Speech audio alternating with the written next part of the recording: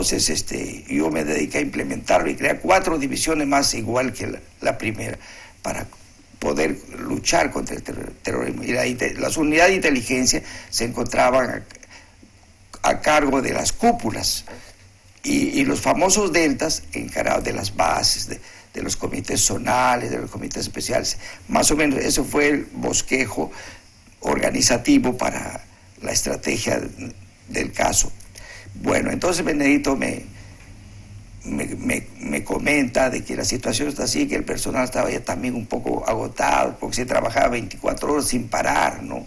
Ellos habían ubicado la casa y estaban haciendo, claro, un reglaje. Claro, que es un término senderista, ¿no? Exacto. Lo que se hacía una vigilancia fija de la azotea de la casa de un general que por coincidencia lo teníamos cerca. No voy a decir su nombre porque si es que me estará viendo se morirá de risa porque está tan miedoso como Abimar Guzmán.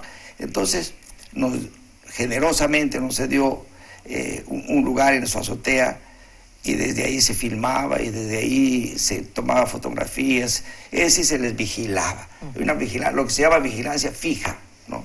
Y también habían equipos que le hacían vigilancia móvil cuando Maritza o Inchaute salían afuera. Eso es lo que se llama la vigilancia fija y móvil, que le ponen 1000 nombres, inteligencia operativa, lo que fuere, ¿no? Entonces, yo le digo, mira, Benedito, pero ¿has hecho una buena evaluación? Sí, me dice. ¿Cuál era la duda? ¿Si estaba o no estaba ahí el cachetón? No teníamos la certeza al 100%. Total, absoluta, pero estaba por encima del 90% de credibilidad, ¿no? Entonces, y me dice, de repente, se nos puede ir. Ya había ocurrido, ¿no? Ya había ocurrido, anteriormente se escaparon, ¿no? ¿Un año antes? Claro, un año antes, en enero del 91. Exacto. Sí. Entonces, convenimos en hacer la operación el sábado, la famosa Operación Victoria. Y entonces, antes de que se retire, le digo, mira, vamos a ponernos de acuerdo. Y ahí contesto su pregunta. Hay 2 opciones. Si ellos están armados, tenemos que responder. No hay otra salida. Tenemos que responder y ganar. Pero si no están armados, si no utilizan la fuerza contra nosotros, no se les toca. Porque, ¿por qué? Ahí viene el por qué, ¿no?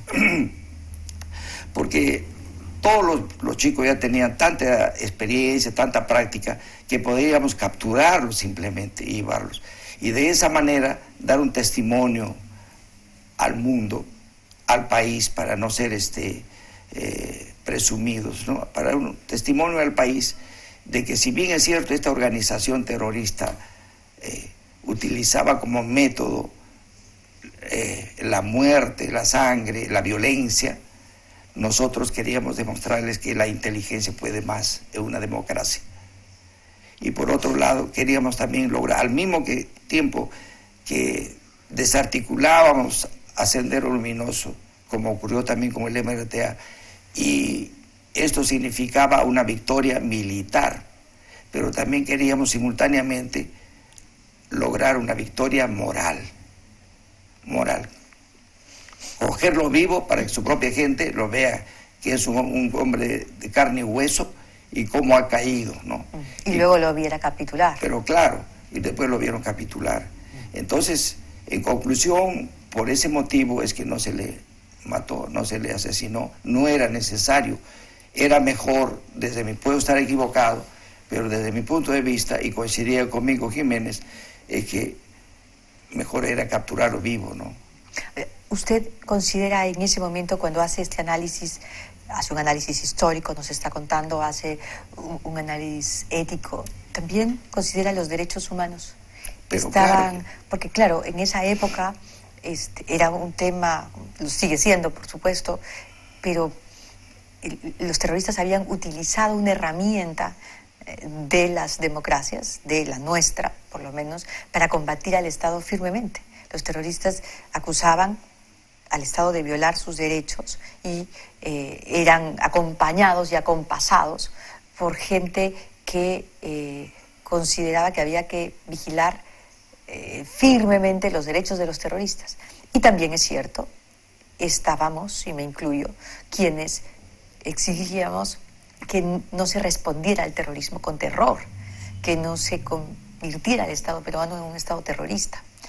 Y porque, por supuesto, ya se habían visto sucesos como los ejecutados por el Grupo Colina y los asesinatos tanto de La Cantuta como de Barrios Altos.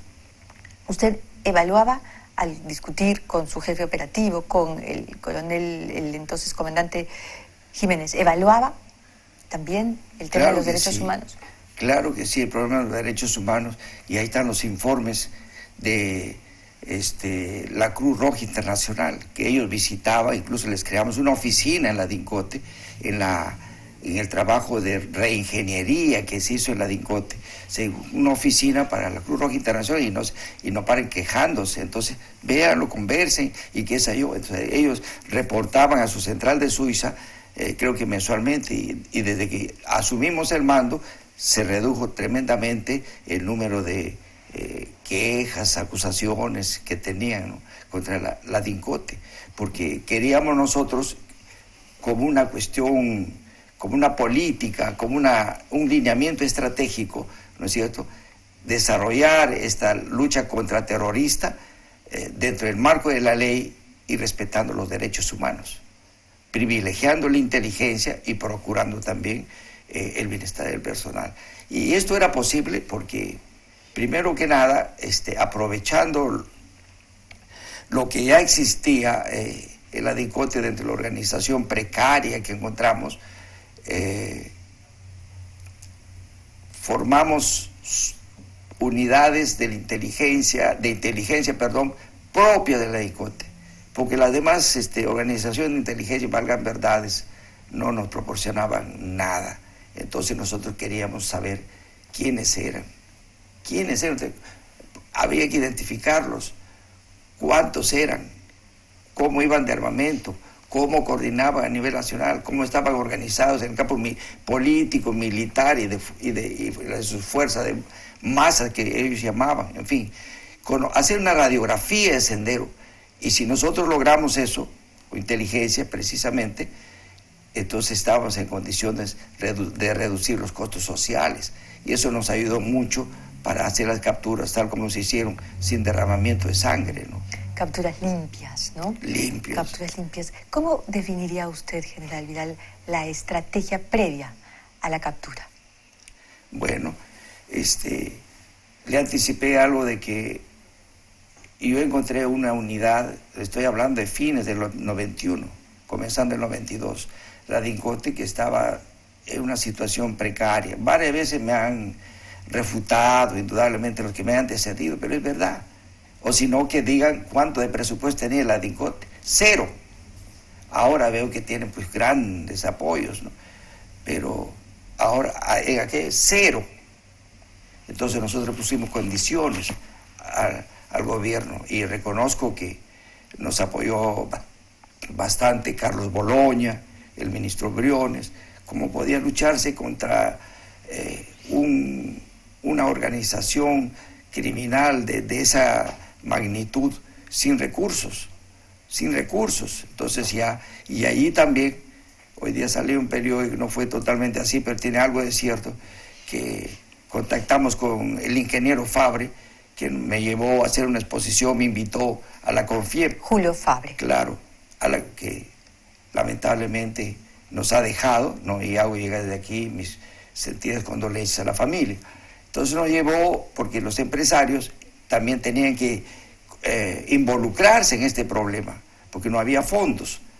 Pero eso sí, le dije que nosotros no necesitábamos dinero en efectivo, sino que den aparatos logísticos, tecnológicos, etcétera, etcétera, y quién sabe, alguna cantidad que sirva para estímulo económico al personal, pero que directamente ellos les hagan llegar.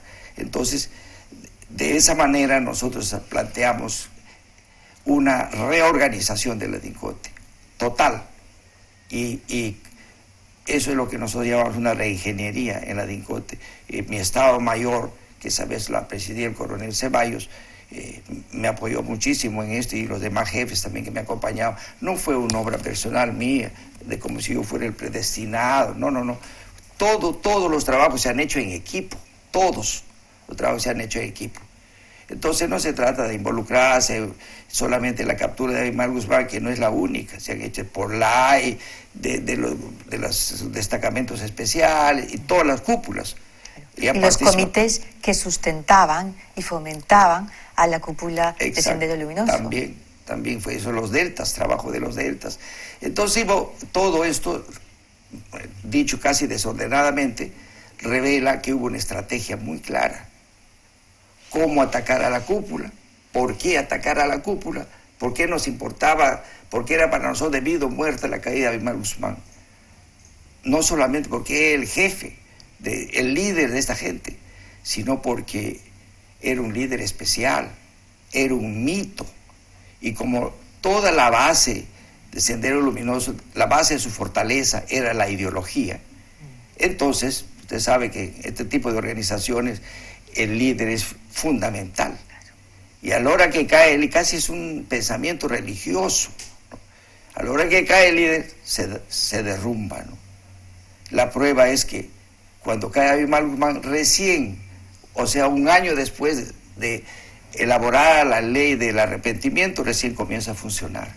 Si no, no funcionaba, porque nadie podía pensar que algún senderista podría arrepentirse. Eso no ocurría, porque tenían un fundamentalismo a toda prueba, ¿no? Y una deidad exactamente, libre. Exactamente. Ahora, ¿cómo se diseñaron? Tengo una gran curiosidad, desde que, tantos años hemos visto estas imágenes que hemos recordado, ¿cómo se diseñaron las estrategias para los interrogatorios?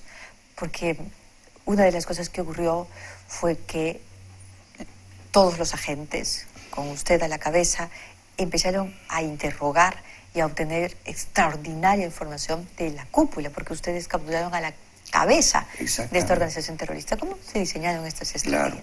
Claro, en principio se dictaron cursos acelerados, tanto de inteligencia como de investigación criminal, y dentro de ese esquema la técnica del interrogatorio, porque resulta que se enviaban atestados al Poder Judicial sin pruebas, ¿no?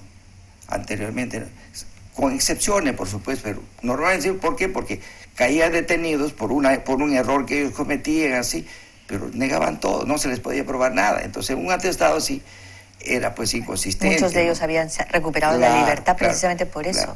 Esa preparación en el campo de inteligencia, en la elaboración de documentos, más la creación y el impulso que se le dio a inteligencia, que ayudaba mucho, porque antes de detenerlos ya nosotros sabían en qué estaban, ¿no? Se les filmaba, se les tomaba fotografías, se veían sus contactos, sus coordinaciones, etcétera, etcétera. En eso los chicos de la DINCOTE pues eran verdaderos tigres, ¿no?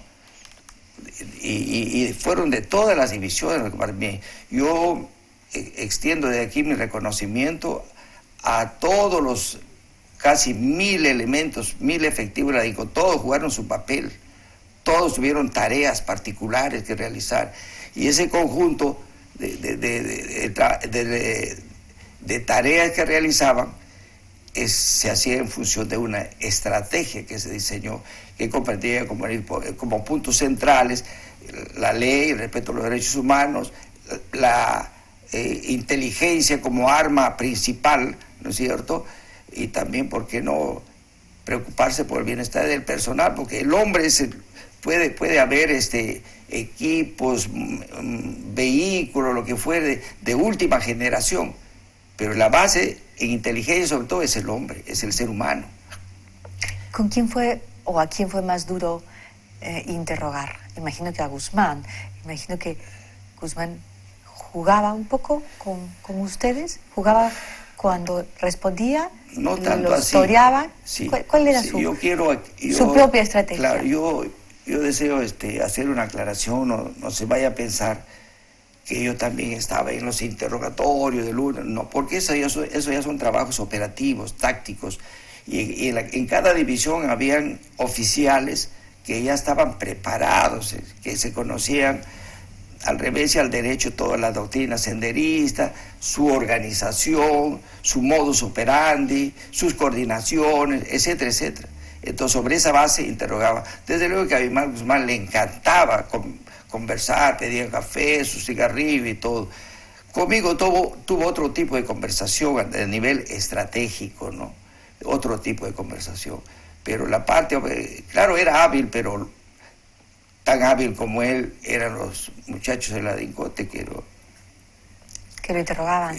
Claro que sí, y además... ¿Y Elena Iparraguirre era realmente la número 2 de la organización terrorista o era la número 2 porque era la mujer de Guzmán? ¿Cuál era su puesto real en la organización de ese partido terrorista, ese partido comunista que eligió el terrorista? Ella estaba considerada como número 2 desde la desaparición de Augusta Latorre, ¿no? ¿Pero era un puesto intelectual, era un puesto emocional? Yo creo que ahí funcionaba más la parte emotiva y de confianza que tenía Abimael Guzmán en ella, como era su pareja, ¿no? Ya el 3 era Feliciano y así sucesivamente, ¿no? ¿Y quién era realmente el número 2, Feliciano o Morote? Feliciano estaba considerado como número 2 en el cuadro que nosotros encontramos, ¿no? Claro, pero Morote también era un cuadro de primera, dicho sea de paso, ¿no? Sí, pues a él lo capturaron el año 1988, sí, claro. 88. Muchos de ellos están por dejar la prisión. De hecho, Morote también estuvo a punto de dejar la prisión. Ha surgido el caso Soras, un caso de una masacre de 117 campesinos, que fue ordenada por la cúpula, por el Comité Central, y por Abimael Guzmán, y por Morote, que además estaba en ese momento, en el momento de la ejecución de Soras, en Ayacucho. ¿Por qué no se puede procesar a los senderistas de Sendero Luminoso por lesa humanidad? Bueno, ese es un asunto netamente legal. Yo creo que se debe hacer un estudio, un análisis, y podría ser de que esto tranquilamente resulte encuadrados dentro de esa norma, ¿no? Y además esa de lesa humanidad no es prescriptible, no prescribe. Bueno, corresponderá a las autoridades en su momento hacer el análisis correspondiente y aplicar la ley, ¿no?